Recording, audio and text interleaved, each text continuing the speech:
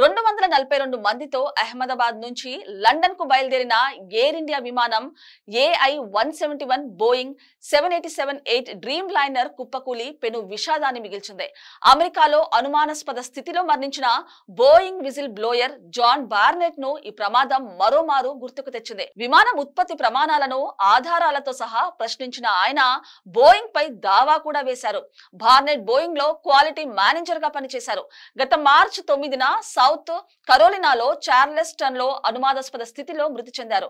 62 ఏళ్ల బార్నెట్ తుపాకీతో కాల్చుకొని మరణించినట్టు పోలీసులు ఆ తర్వాత నిర్ధారించారు. ఘటనా స్థలం నుంచి నోట్ ను కూడా స్వాధీనం చేసుకున్నారు. అయితే విజిల్ బ్లోయర్ గా బోయింగ్ పై దావా వేయడం, ఆ తర్వాత మృతి చెందడంతో ఆయన మరణంపై అనుమానాలు వ్యక్తమవుతున్నాయి.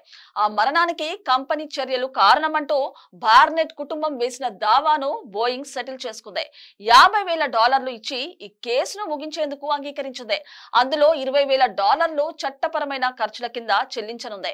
మిగిలినవి కుటుంబ సభ్యులకు వెళ్లనుంది. 3 దశాబ్దాలకు పైగా తన జీవితాన్ని బోయింగ్ కు అంకితం చేసిన బార్నెట్ నార్త్ చార్లెస్టన్ ఫెసిలిటీలో 2010 నుంచి క్వాలిటీ మేనేజర్ గా పనిచేశారు. ఈ క్రమంలో విమాన ఉత్పత్తిలో భద్రతపై పలుమార్లు ఆందోళన వ్యక్తం చేశారు. మరి ముఖ్యంగా 787 డ్రీమ్ లైనర్ విమానాల్లో భద్రతను ప్రశ్నిస్తూ తయారీలో లోపాలను ఎత్తిచూపారు.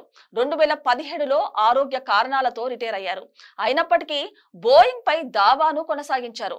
2019లో ఓ ఇంటర్వ్యూలో బార్నెట్ మాట్లాడుతూ బోయింగ్ విమానాల డెడ్ లైన్ సమీపిస్తుండటంతో నాసరికరం పరికరాలను బిగించాలంటూ కార్మికులపై సంస్థ ఒత్తిడి తెచ్చినట్టు ఆరోపించారు. అవన్నీ చెత్త కుప్ప నుంచి తెచ్చినవేనని అన్నారు.